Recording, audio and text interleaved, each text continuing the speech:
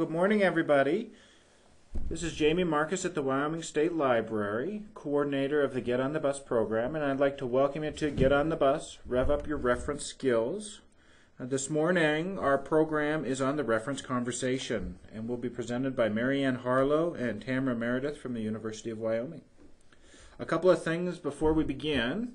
First of all, and I've said this to a number of you before, that if we have any technical issues this morning, if the State Library of the University of Wyoming goes out, don't worry. We will be re-archiving and we'll archive this presentation and we'll have it available on the Get on the Bus website either later this afternoon or tomorrow morning. So if you have to drop out, don't worry about that. You can still watch. Again, since we are presenting this program through both Leaderphone and UGMA, especially Leaderphone, if you can mute your phone, we'd really appreciate it, but would appreciate if you didn't put us on hold this morning if you have music. Like I said, the archive of this program will be available this afternoon or tomorrow morning on the Get on the Bus website, which is getonthebuswyoming.wordpress.com.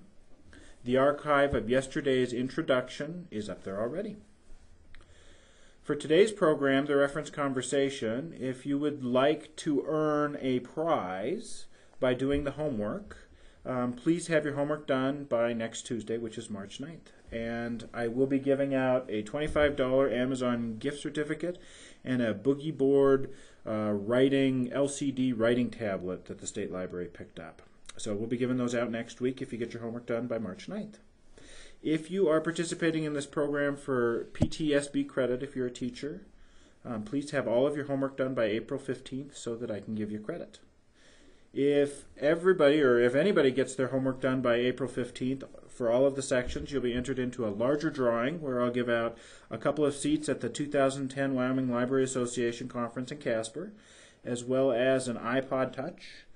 If we get a ton of response and a lot of people participating, then maybe I'll give out an Amazon Kindle or a netbook or some other major prize. So the more you participate, the bigger the prize is going to get.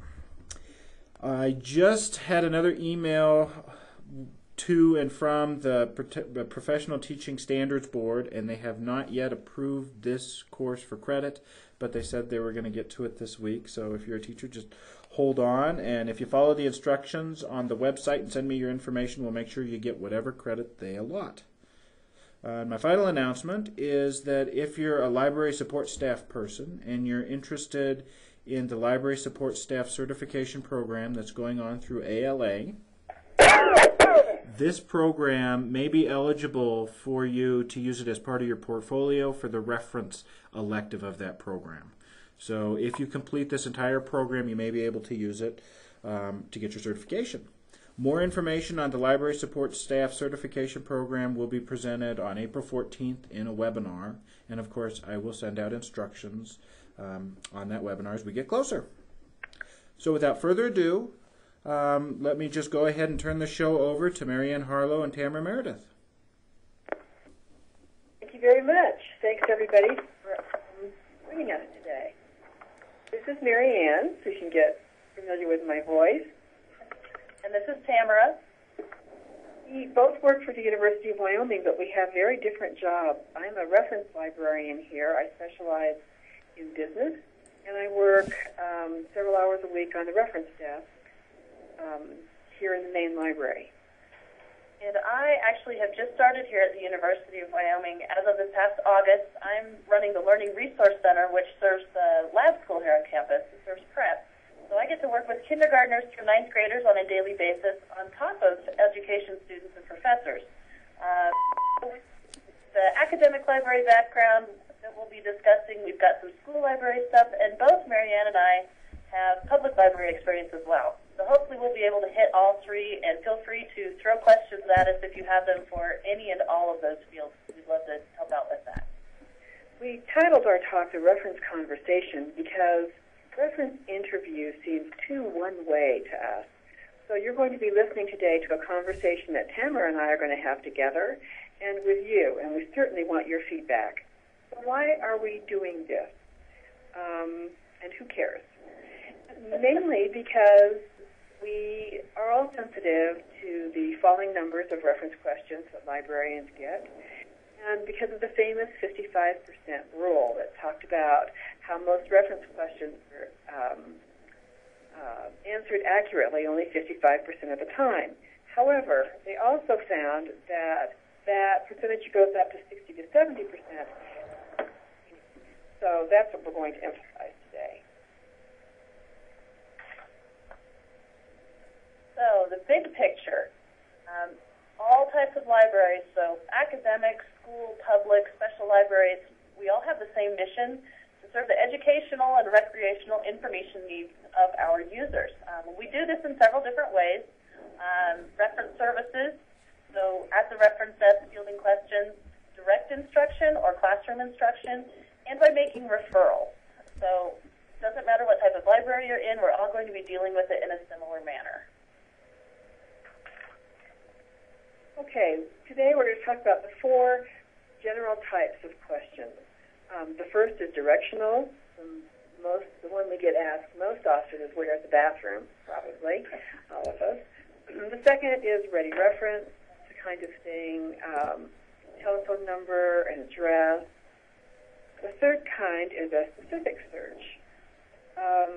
What's the height of the Washington Monument? Something that could be answered out of statistical abstracts, maybe. And the fourth is a research question. And Tamara and I were laughing yesterday about one I just recently got. The student was interested in gonadal recrudescence in migrating birds. That sound familiar to anybody? So, four types just discussed are kind of the standard when we're all trained in any sort of reference kinds of questions that we get. Then there are the other kind. And these are some of the fun ones for those of you that are involved, especially in public or in school libraries. One of my favorite examples is the one that's listed first on this page, on this slide. My friend has this book about a kid that saw a dog that did this thing, and I think it was blue. Do you have it? It's kind of, especially working with children, or if they're remembering a particular thing, it's directional. It really doesn't give you much to go on. And then you have the very, very broad kinds. I need information on World War II. I recently had a student teacher come in, and they were going to be teaching a unit on World War II. This was his reference question for me. Well, do you plan on doing a dissertation, or do you plan on teaching sixth graders? And then the third kind that all of us feel, an example would be, my professor told me to get a picture book for young adults, where are they? Which is directional, and yet it's a very difficult kind of question to define. So we're going to be discussing how we can get through some of these other kinds of reference questions to better serve the needs of our users. Anyone out there have any other examples of questions they can give us that they've had recently?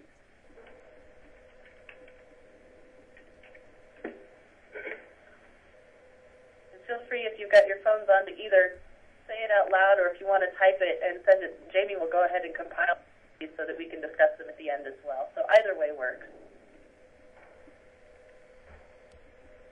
Okay, we'll go on.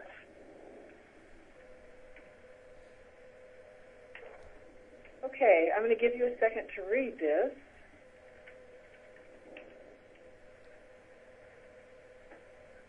And note that we highlighted the words which may turn out to be different from the reference question as initially posed. I'm sure we've all had this somewhat difficult experience. Any examples?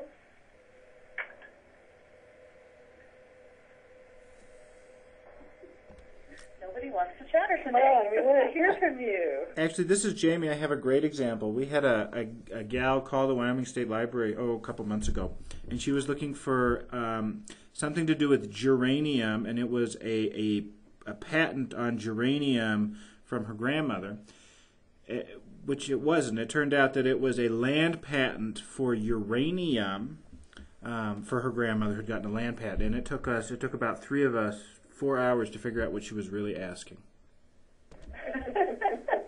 That is a very good example of that, yes. Yeah. So, and I think no matter what type of library you've worked in, that you'll find out that this is the case.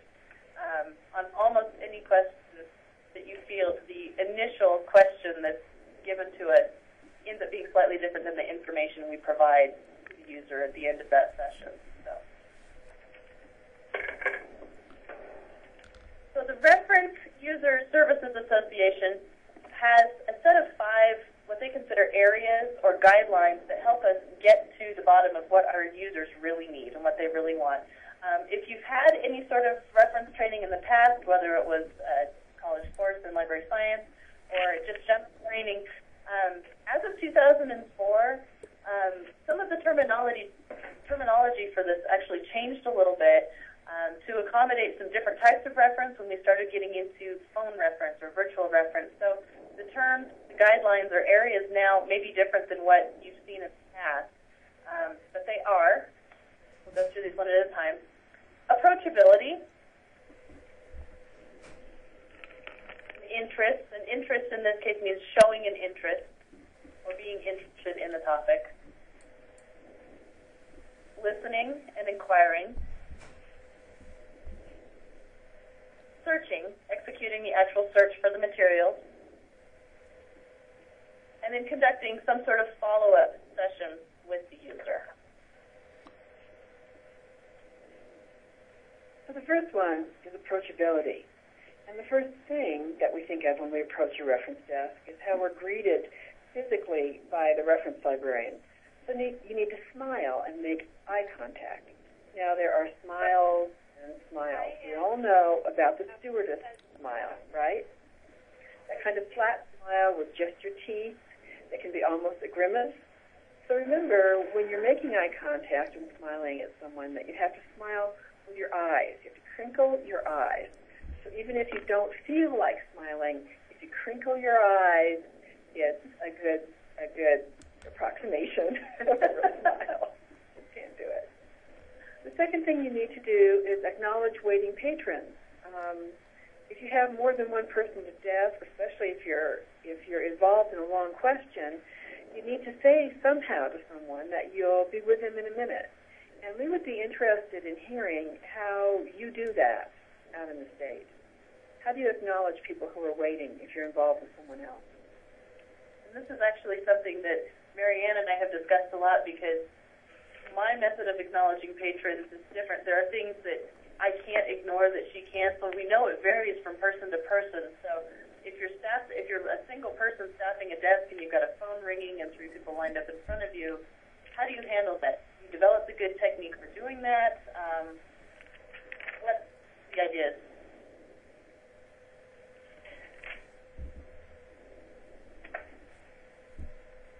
Nobody. Come on, you guys. Unmute your phone and share your experiences with us.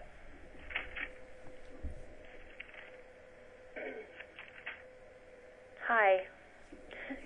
Thank This you. is Melissa at University of Wyoming, and I just, what I do to acknowledge waiting patrons is if they're there physically, I'll sort of smile and give them, the not the finger, but the index finger to indicate, just 1 minute.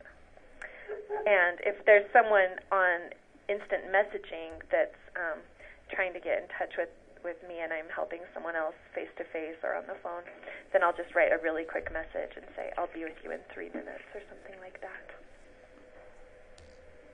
What if the telephone's ringing? What do you do then? I usually do the same thing as with instant messaging. I'll answer and say, hi, I'm going to put you on hold for just a minute if I'm in a lengthy conversation with someone else. Yeah. I usually ignore the telephone, and Tamara was astonished to hear that because she can't ignore the telephone. It's ringing right in front of her face, and I just let it ring. I figure that it can go to voicemail. I would say, I think it kind of depends on the type of reference desk that you're running to. For me, if I were to walk in and see that happen, I would think, well, nobody's going to answer my call when I call the next time either. So for me, I need to grab the phone and I need to make sure that I make contact with that person. But again, very often I am a single person at the desk, and there's nobody else that they could talk to or leave a voicemail for. So it probably depends on the situation a lot of times. But.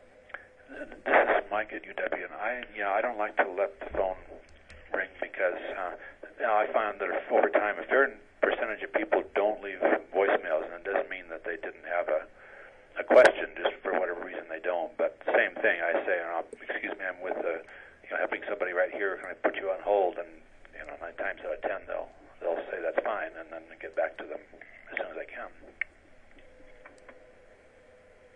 Maybe that's why I'm so sensitive to it too. Is that I don't leave phone messages. I just refuse. I don't do it. Yeah. So acknowledging waiting patrons, especially depending on the type of reference service you're providing, can be a little bit of a sticky one. Making sure that you do acknowledge them, that you let them know that they're coming. It's just like, for me, it's just like being in a grocery store line. If you have somebody who actually looks up and says, I'll be with you in a moment, or smiles, it makes it just that much better of a transaction rather than waiting until you're standing in front of them and they kind of glance up and grunt and on you go sort of situation.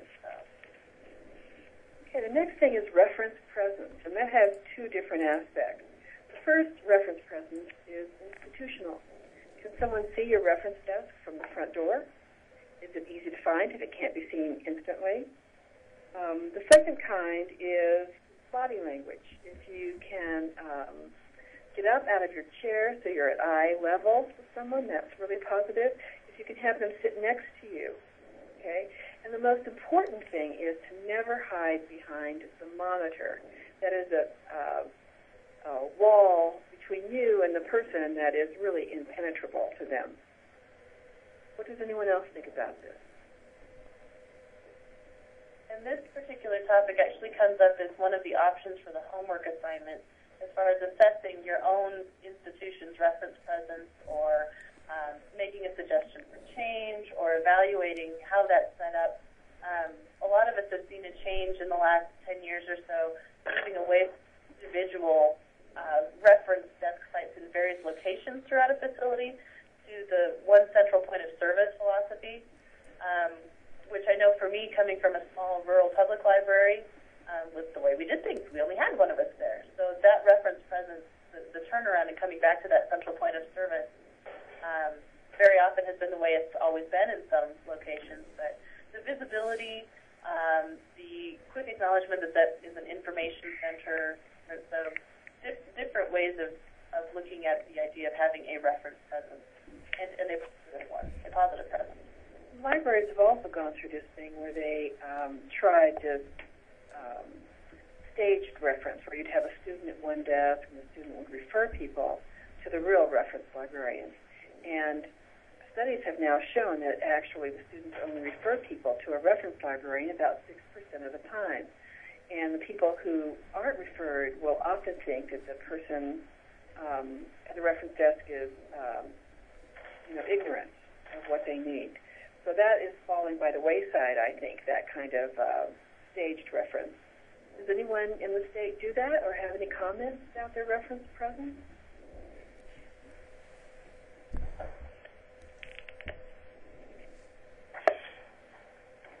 Well, that's good. Everybody knows everything. We'll go ahead and move on.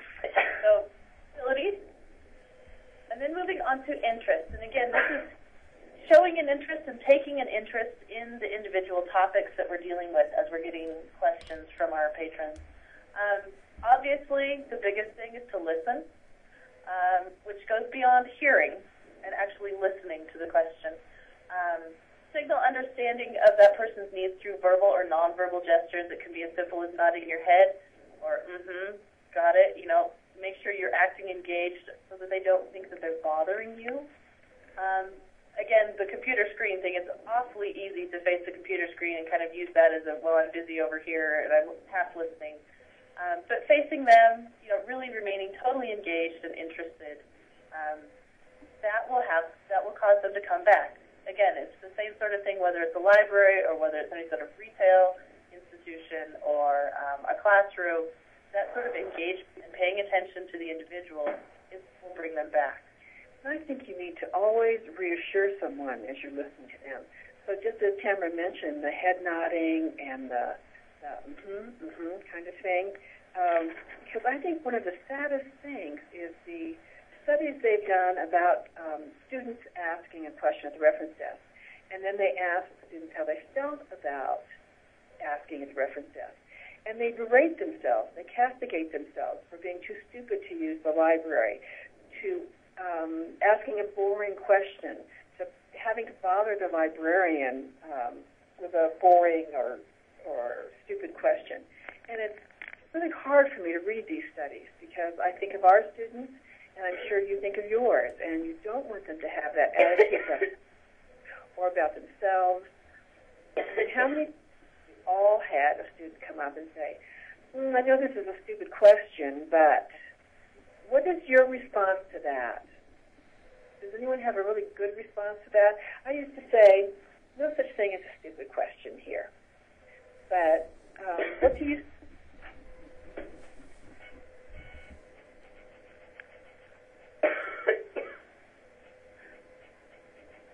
I have a stupid answer for you. You've come to the right place. That's right. I'm happy to answer no questions. Okay. Reassurance is really important. Yes. Inquiring. And again, listening we just discussed as far as actually being actively engaged in the listening process. This actually is going beyond simply hearing what they're telling you and listening and actually starting to pull out some of the data you're going to need as a librarian or a library staff member to really figure out what their information need is. Really critical, let them finish their statement of need before jumping in or drawing conclusions. I'm pretty good at figuring out what a sixth grader needs for their homework assignment before they've managed to spit it out, but it's very good for them to have to enunciate that and define their own need as best they can first. The same was true in the public library. I know when I would work with adults, the more experience they have trying to get that need out there, the more they're understanding it. I had a teacher in school who used to say, simply, if you have a question or don't understand, raise your hand, and she would completely ignore the raised hand. But as you raise your hand, your brain starts actually formulating a question to verbalize it, and you'd answer your own question at the time. So getting them to that point where they can actually finish their question, finish their statement of needs, they may actually be able to formulate that question better in their own mind. And it keeps us from jumping in and immediately starting to type. And this is a cultural thing as well. Many people, especially in the public library, will say, do you have a book on? When actually that's just their leader sentence. What they really need is something, and probably something specific, but they are translating their need into language that they think that you will understand easier. And of course, that's not right for us. I have found after years and years of experience in this, is if someone asks for a specific source, ignore that. So they'll say, where are your medical books? Where are your law books? And the easiest thing to do is tell them where they are. But you should just ignore that and ask about what they are looking for specifically in the medical or law book.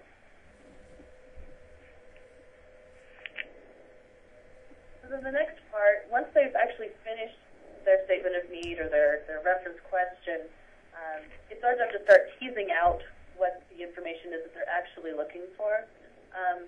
Asking open-ended questions, the questions that cannot be answered by yes or no. And this is always a fun challenge to see how many different types of open-ended questions you can create that cannot be answered by yes or no. We had a fun one here. Where was the one we were going to? Well, I was going to mention I had just a week or so ago as an illustration of how it's often not the real question, or you have a difficult time in interpretation. This kid came up and asked me where the books on Mexico were, or if we had any books on Mexico, and I said, yes, we do. Are you interested in politics or culture, travel? Yes, travel. Okay. So I found some call numbers, and we were walking into the stacks together.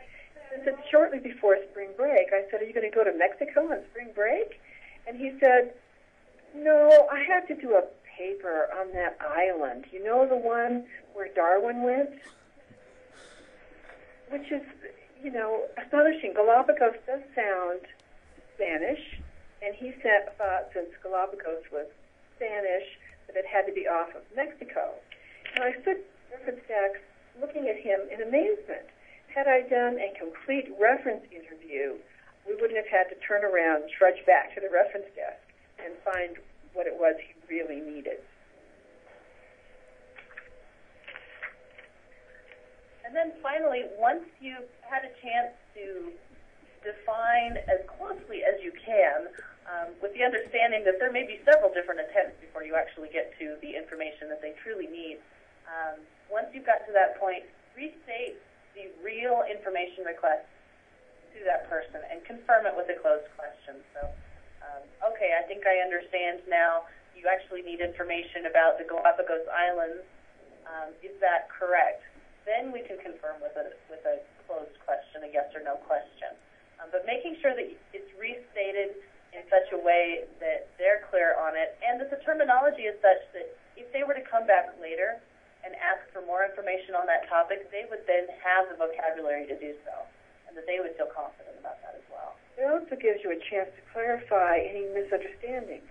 I once had a reference question where I thought they were asking about lupin, the flower, and actually they were asking about lupus, the disease.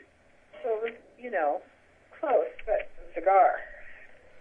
Another thing about these questions and letting people finish their statement of need and asking open-ended questions is that it's difficult for librarians to do because we are system-oriented by nature. When someone starts asking us a question, the first thing we start thinking is how we're going to search that in our databases, how we're going to approach that. And we need to step back and stop thinking that way until it's completely finished. So a good example is if someone asks you for information about bipolar disorder. The first thing I would ask that person, is this for a class? Do you want books or articles? If you look in our catalog, do you want treatment or diagnosis? Do you want case studies? Do you want research articles or a broad overview? All of these yes and no questions, which are really easy for me because I'm trying to fit it into a specific database. However, what should I actually have asked the student?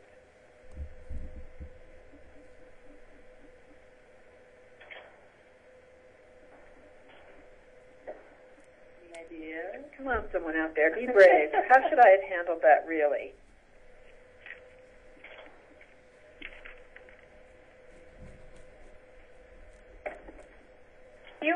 You were asking questions first instead of asking open-ended questions, so that all they could do is say yes or no. You weren't asking a question that was open-ended, like, God, I can't even think of one. But that's the problem is you were asking yes and no questions. Just picking them right against the wall, wasn't I? Right up against the wall. And what I should have been saying was something like, well, what would you like to know about bipolar disorder? Something like that. And it really is, I know for me personally, creating those open-ended questions, but I think probably if we went around everyone who's involved in this webinar right now, that would be one of our biggest challenges, would be to come up with a topic. We are, Marianne and I were discussing, we are Boolean by nature. We like and, not, and or, because we like to limit. That's how we define information, define our searches for information. And it is very difficult to back out of that, especially when you deal with data that's formatted that way. So if any of you are going to be involved or think you might be involved in doing any sort of training, desk training, even if it's just, if it's for, pages who might be fielding some of these questions, and you get a chance to do like an hour session with your staff and library assistants, this is one of those things that if you have the opportunity working on open-ended questions, it's probably one of the more useful activities you could do with them. Because I know it's something that we could all use a little bit of work on. The way I try and get over this is I ask myself to use the word sort. That seems to be easy for me to remember. So I could say, what sort of information or what sort of aspect would you like? If I can use the word sort with everyone who comes to the reference desk, I feel like I'm kind of repressing my great desire to ask 20 questions and make them respond to me. Anyone else have this kind of experience?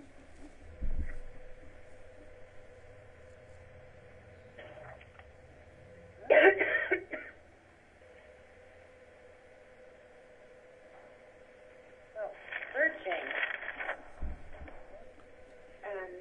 So the first thing you should do is ask what's already been tried. And I find this is difficult because you want to begin to think that what have you done before you bothered me?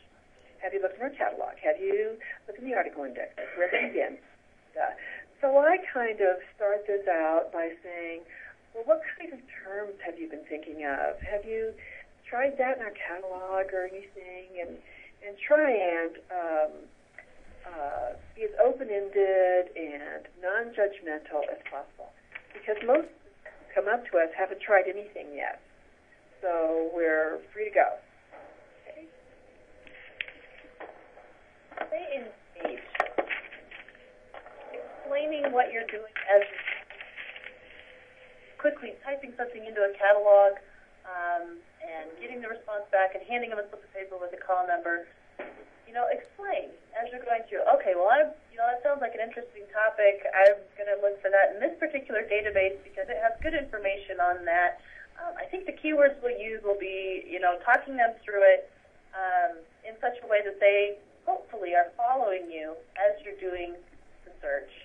And it also is good for them to realize that you, as a library person, are not the keeper of all information. So this is actually an activity that they can participate in with you, so that they don't expect to walk to the desk every day and have a question answered. That it is the opportunity for them to gain some skill and understand how it's working out. So remember to think out loud. Yes, thinking out loud. And this identifying teaching moments is so difficult depending on the type of question and the type of library you're in. One of the things I like to do is take students to the stack. And as I go to the stack, I act as though I've never been there before and haven't a clue where the book is, in kind of a non-intrusive way. So I'll walk to the stacks and I'll start reading out loud the markers on the end of each range. So I'll say, okay, let's see, this is HC 1000 to HD 3584. So it should be in here somewhere. And then as I go down the books, I'll say, okay, here are the HDs. I'm looking for HD 50, and I'll find the first HD 50. And I feel that way I am showing them that this is not especially intuitive, especially if you're in a large library.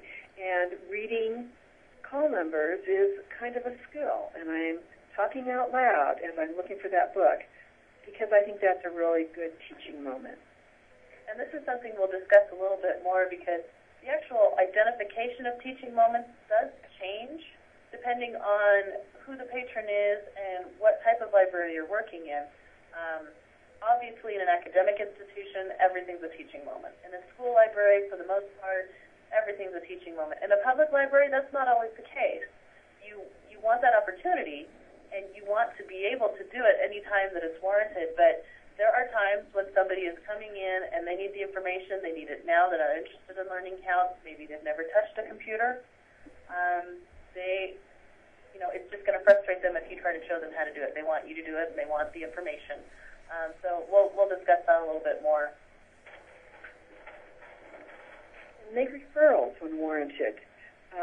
That's easy for us here at EW because if someone is asking me a chemistry question, it's right out of my knowledge base. Sometimes I can't search a chemistry database very well, and I will always kick that to the science librarian. But if you're in a small public library, that can be harder.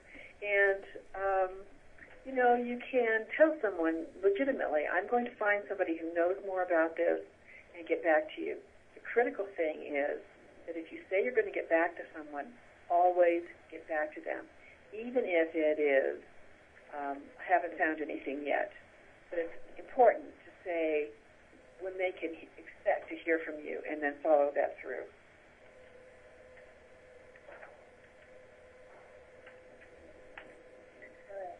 Okay, some people think that the follow-up question is the single most important question you can ask somebody. Okay, did you find what you need? That kind of question. Is there anything else I can help you with? And walking through and asking, looking at what people are doing and asking if they're finding what they need. Have you found that in your library that you consistently ask follow-up questions or no? How do you think you could improve that? Or is anyone using any sort of tracking forms or software to not only assess the reference contact point, but actually the meeting the user's need? I know here we use Desk Tracker to log reference questions and types of contacts, but we don't always have a way to track the success rate of those particular questions. And that is something I know in my facility. I have one large open facility.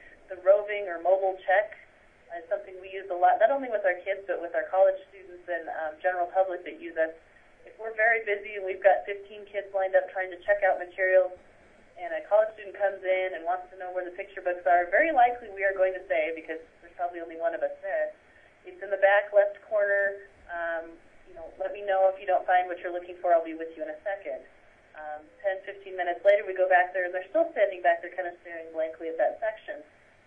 And that's our opportunity to go check and make sure that they're not, completely lost back where they're trying to find things. So doing that mobile check, even after they've had that initial reference contact, if they have a call number, I know exactly where that is, I'll go take care of it. And maybe they disappear for 20 minutes and you don't see them again. It might be a time to, go and check and see that they're not somewhere still looking for something. But yeah, that would be a very interesting thing. One of the things to consider, do we have a good way, or does your facility have a good way to actually evaluate that information need has been met beyond simply, I've answered their question and now they're on their way? Anyone have anything? What do you typically say to somebody as they're leaving?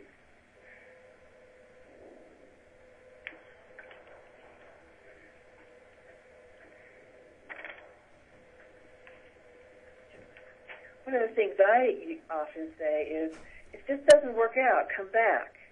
I try and be informal and friendly, and I know that there are so many different ways that things cannot work out in a library because people aren't familiar with the system. They can't find it on the shelf. They're on the wrong range entirely. They're into the database, but something is... So I try to do a general and open-ended statement. If it doesn't work out, is there anything else about that?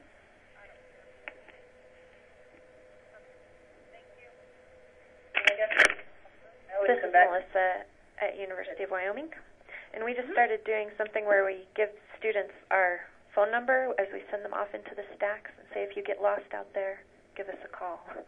And so I think that's kind of useful. I do too, because students are doing that. They're actually calling and saying, I'm in the HQs and can't find this. That's just great. It's a great way to let them know that we'll come and rescue them. Anyone else?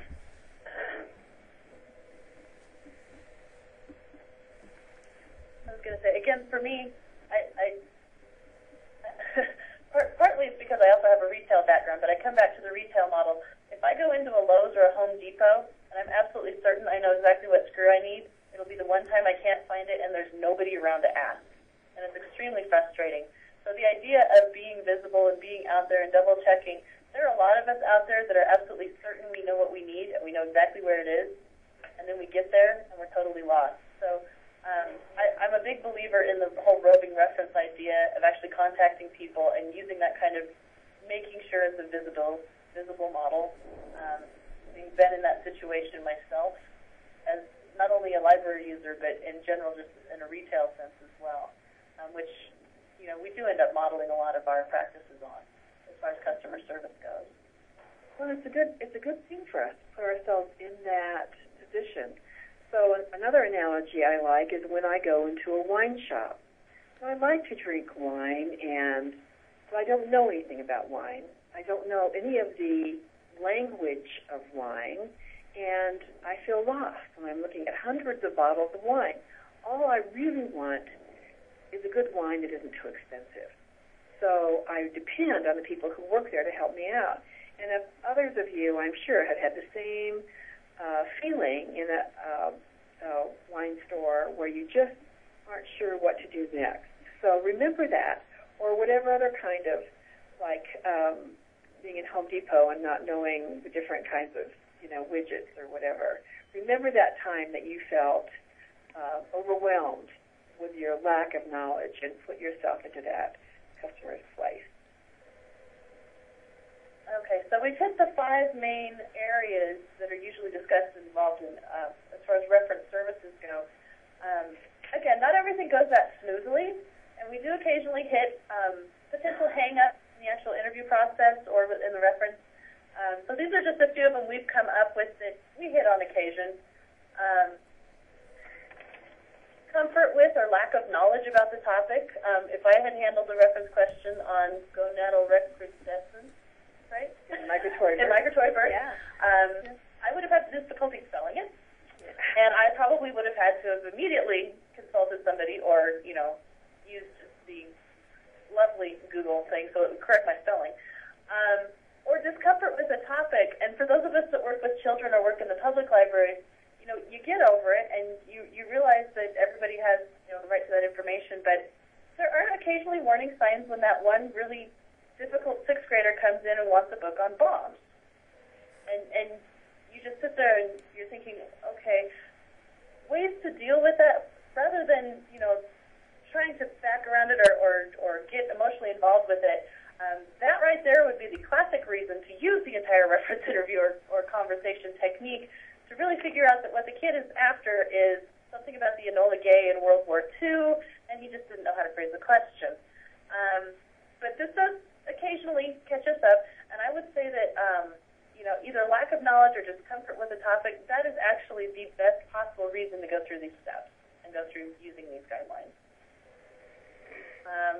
Another one is dealing with our boring or dumb questions. So obviously there's no such thing as a dumb question. However, getting where's the bathroom 50 times during the day could be considered boring. We may not be as engaged. We may not smile at everyone who comes up because we've just handled our 49th where's the bathroom question. However, it's still a question, and it may mean something.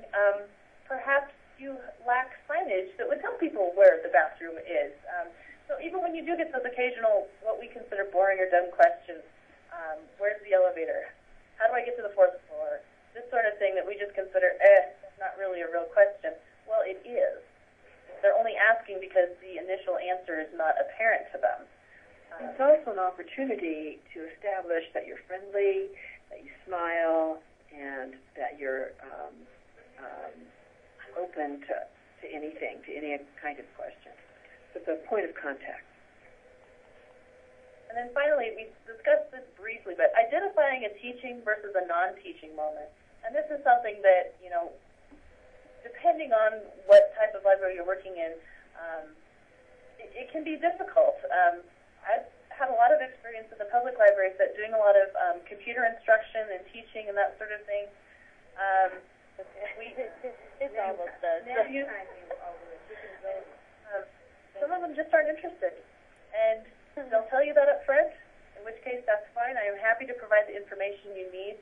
I have myself an anecdote about an older gentleman who was one of our grumpier patrons in the public library I was at. Came in looking for the prices on a new pickup of some sort. Had in his hand a paper that someone had printed out for him previously. So our assumption was that he had been on the computer and had printed that out. So we took him over to a computer and got him set up on that, and he refused to touch the mouse, didn't want it, very grumpy, very unhappy about the entire situation. We kind of talked him through it and sent him on his way with a printout, thinking, okay, well, we've done it once. He came back a couple more times, each time a little grumpier than the rest, that we took him to a computer and tried to show him how to do it. We finally figured out, after several attempts at doing this, the gentleman could not read. And he was asking us for information because we were the only safe place he could could go, where he could get that information without feeling as if somebody was pointing out that he couldn't read.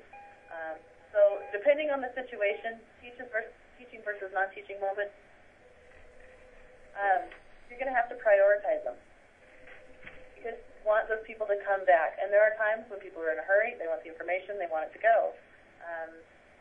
So, again, just depending on your speed, your speed within your library. And then this is just a taste of what's to come. Obviously, what we've been talking about is designed to hit pretty much a very general reference perspective. We talked a little bit about handling, dealing with multiple reference contacts at the same time, phone calls, emails, that sort of thing.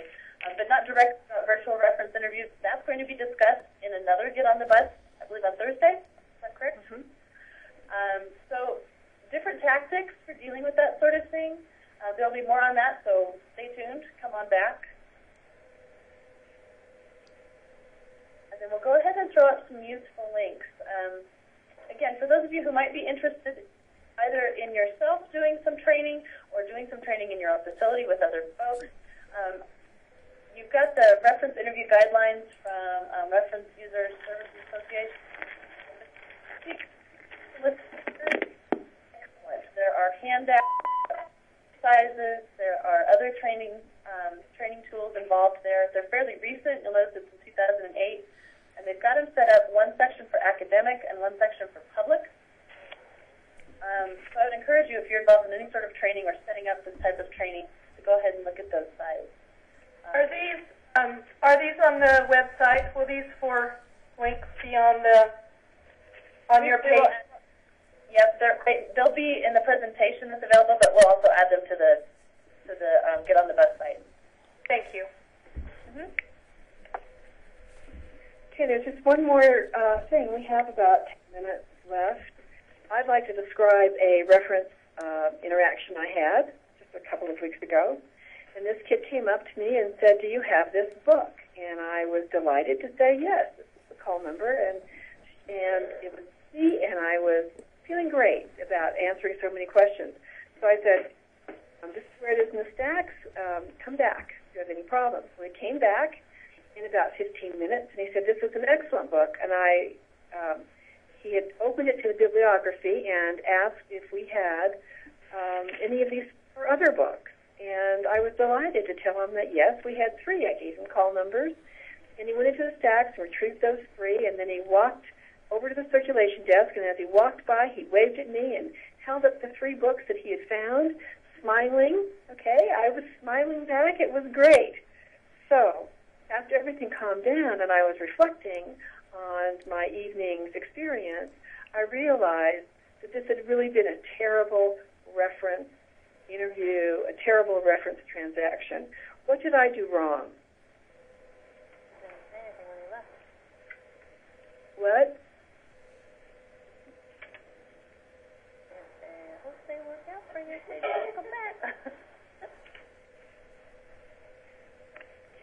I'm sorry, I didn't hear that.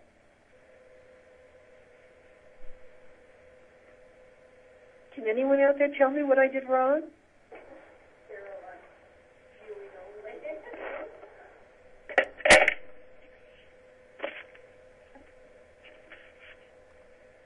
Okay, even though this seemed like a very positive experience, I think he had a positive experience. I had a positive experience, but I never asked him one question. What he wanted the book for. I never pointed him toward any other resource that we might have in the library. No articles, nothing. Come and ask the classic question, do you have this book? And all I essentially said was yes, and gave him what he wanted. And really, we could have explored so many other things together. And I doubt if any of us are so busy that we can't take the time to actually do a really good reference interview if we practice. I should have said, what sort of information is this book going to provide for you? Okay, something as a lead-in. So that's all we have today. We appreciate the time you spent with us. Any questions that have come up during this time that might have been submitted to Jamie, or questions in general, reference to the conversation, or managed to handle, or creative ways useful things to write down? Very.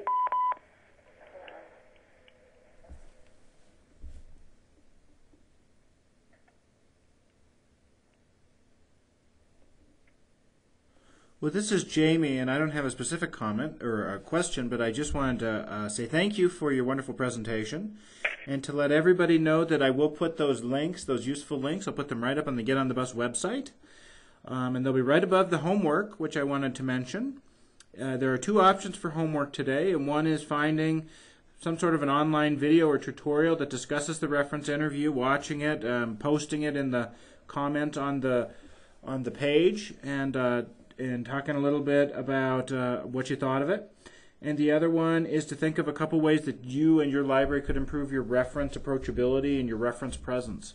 And again, if you do one of those homework activities before next Tuesday, or rather by the end of next Tuesday, I'll give you, I'm going to pull some names out of the hat, and we'll give a $25 Amazon gift certificate and a couple other prizes.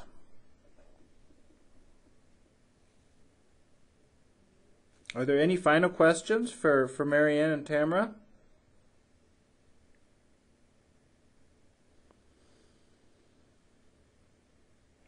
Well, I do know that they are both available at any time to answer any questions. I mean, they're both reference librarians in some capacity, so you can call them up during their hours, and I'm sure they'll talk you through anything you want to hear about. But I'd like to thank you all for participating today, and we hope to see you again on Thursday. Have a wonderful day.